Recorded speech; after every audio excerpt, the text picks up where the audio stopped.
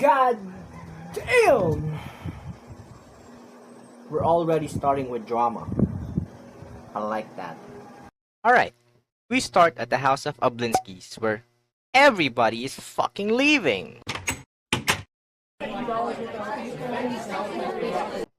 We have the English governess arguing with some housekeeper and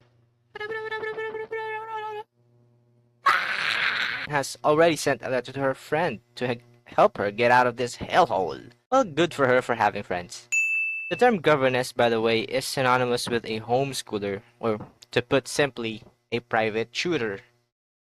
You can look it up in Merriam-Webster's dictionary if you don't believe me.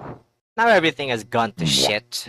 The cook, the kitchen maid, and even the coachman. Oh god! The coachman! Not the coachman! To be honest, I don't even know what a coachman is. Oh, it's basically a valet sort. You know, like in GTA San Andreas, where you have to do a mission of like parking a car. Anyway, the three of them probably had a meeting.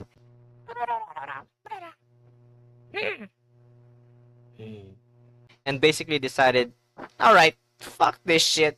We are out. Then they just walked the fuck out of the mansion.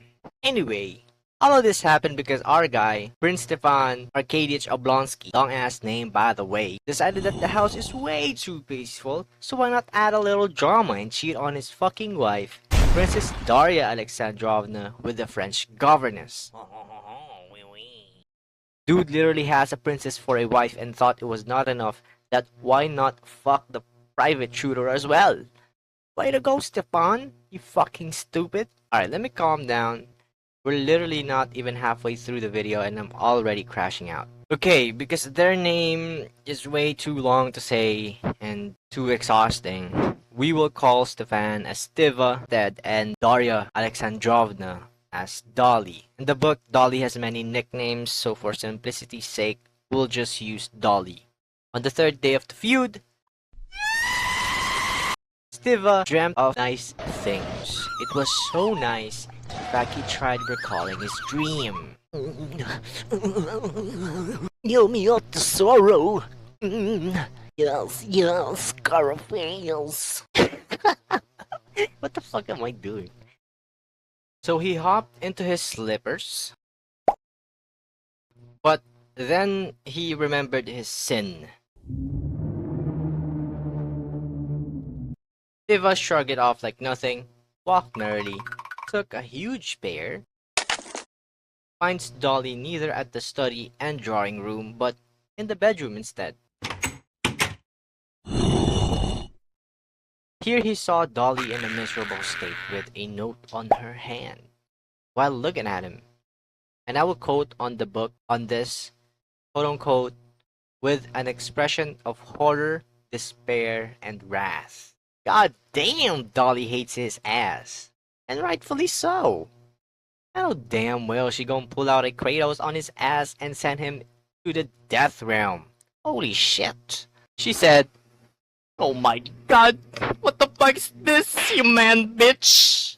But of course, if that happens to you, you would be ashamed. You would be begging for mercy, apologizing, kissing her hand, even just, crying, just to show that you resent that decision. Horrified. Along the lines of, "Oh god, Dolly, no, don't leave me. Please forgive me. I'll kill myself if you leave me." You would sob and such, but you know what? Stiva just decided that being stupid is not enough. Stiva just stood there. While Dolly is holding the letter, he smiled. What? What the fuck? He just smiled, bro. Like, what an idiot. Who would do such a thing, bro? Dolly, in response, is now having spasms from the pain that one, he has an idiot for a husband, and that he cheated on her. Stiva, on the other hand, got out of the room quickly, regretted that fucking smile. Like, why would he do that? What a fucking... Stiva is a man truthful to himself. He wouldn't make excuses that he didn't just smile at his wife. No, no, no, no. He wouldn't. Honestly, I admire that quality of him. Although cheating isn't, but his truthfulness that yes, he smiled, yes, he cheated. In fact, I would even argue that he did in fact enjoy cheating on his own wife. Oui, oui. And yes, he is still handsome, and that he did not feel love for his wife with their 5 children and 2 dead children anymore, simply because his wife is not beautiful anymore. His actions despicable, but character admirable. One flaw that is annoying about him so far is his selfishness. He only cares about himself, what he can benefit from, and that led him to cheating. I mean, I can't really blame him. After all, who doesn't want to benefit from all the things that you had done yourself? He resented his behavior, his cheating, but only because he had been caught. He did not resent it simply because it is immoral. He resented it because it's troublesome for him. He isn't bothered by how he hurt someone, but he is because he allowed himself to be in a difficult situation. Siva took a deep breath, decided to deal with his wife later on. He rang a bell, and his old friend, a valet, Matvey, came in along with the barber. He asked if there were any letters from the office. Matvey then replied that they are in the table, sarcastically. Pausing for a minute, then he gave a sly smile. Stiva just looked at him, his eyes saying, "Why the fuck would you say that?" Matvey told his master that he told the office people to come next Sunday and not to bother him with any nonsense. It was obvious to Stiva that Matvey was joking earlier. He disregarded it, brightened himself up, opened the telegram, and read it. Matvey, my sister Anna Arkadyevna is coming tomorrow, Stiva said. My tits are rock fucking hard. Finally, we get to see who is this woman the book is named after. Thank God, Matvey replied, as he hoped that Anna Arkadyevna would help mend the relationship of his master, Stiva, and Dolly. He asked if Anna would come alone or with someone. Stiva obviously couldn't speak because the barber is busy with his blade, on his lip. But he held out a finger, and Matvey already knew that she's coming alone. Stiva is despicable. However, he is not an asshole. When Matvey asked if he should prepare the room upstairs, Stiva answered that Dolly should decide which room should Anna stay. So he gave Matvey the telegram to be sent to his wife, Dolly. He came back now with the barber gone and told his master that his wife is leaving and that he can do whatever he wants. Stiva said nothing. All he had is this pathetic smile on his face. What's wrong, Stiva? Why the long face, huh? Let's fucking party! Let's let her leave, bro. Let's break some fucking bottles and let's set the place ablaze!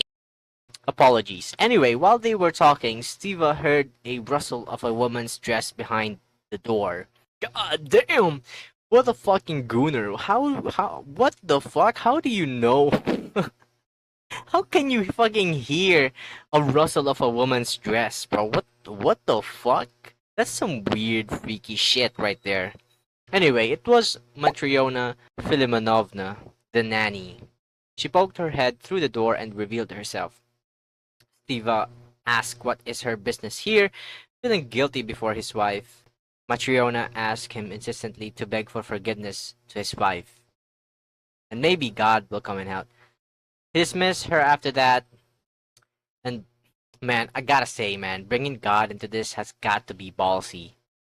I even dare say God is up there probably like, why are you bringing me into this shit? I don't want to get involved in this. Fuck that. Stiva went into the dining room after grooming himself. He sat down and there were office papers and some coffee waiting for him. He read one concerning with a merchant who is trying to buy wood from Dolly's estate, and the thought of addressing this matter with his wife made him squirm. Coupling this matter with the cheating issue is utmost unpleasant to him right now, so it's understandable why it made him squirm. He flied through the papers from the office and pushing them away after. Then he starts with his coffee. Under it comes a newspaper with a coffee stain following the shape of the bottom of his cup. Now we will see Steva's political compass as he reads the liberal newspaper. What he is reading is not an extreme one. That is important to note because we will know that Steva is not an extremist, but it is what the majority believes and supports. Here we can conclude that he follows the Liberal Party because he benefits from those beliefs. But more than that is how it suits his manner of life. Steva is shallow with his political standing, from what I have read. What do I mean by this? For example, when buying a hat, he is not buying a hat because he believes that it represents his society. But instead, he purposely buys that particular hat because everyone is doing so.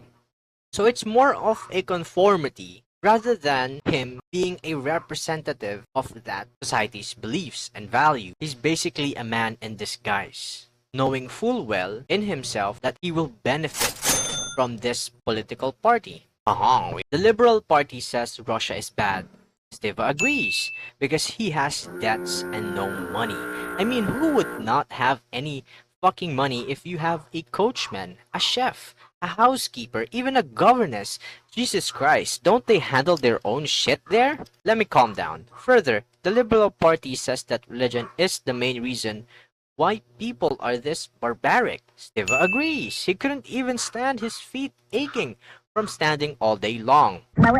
You see how shallow his standpoint is? See how his reasoning doesn't align with the political party's beliefs.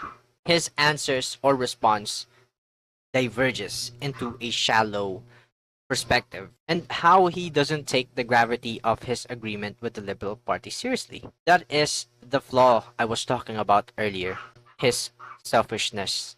He finished reading the newspaper, ate the bread with some butter, and finished his coffee. He felt good because he had a good meal. Not for long though, this good mood lasted. He became pensive. Soon Grisha, the youngest boy, and Tanya, the eldest girl, came in having a squabble. He called them. Then Tanya came running towards him, boldly, embraced him, and laughing at his neck. While Grisha only greeted his father. Steva knew he loved the boy less than Tanya, and Grisha knew this well, even though he tried to be fair among all of his children. God damn, how cold is this man towards his fucking children? Steva asked if their mother is already awake. Tanya replied that she is. Steva sighed. He knew that Dolly hasn't slept all night again. He asked Tanya on how is their mother doing. Now Tanya is not oblivious with their quarrel, and decided to leave her response neutral by uttering the phrase, I don't know, but then added that Dolly told them not to study, but instead go for a walk with Miss Hall. Steva let them go. He had an appointment with Mrs. Karenina, addressed it, and dismissed her after. Now, at this point, Steva knew that the situation of his relationship with Dolly cannot remain like this. He gathered courage, took 2 puffs from his cigarette, and threw it in the ashtray. Then he proceeds to open the door to his wife's bedroom. Alright, thanks so much for watching the video. I hope you liked and enjoyed the video. Like and subscribe if you want to see more. That's pretty much it. See ya.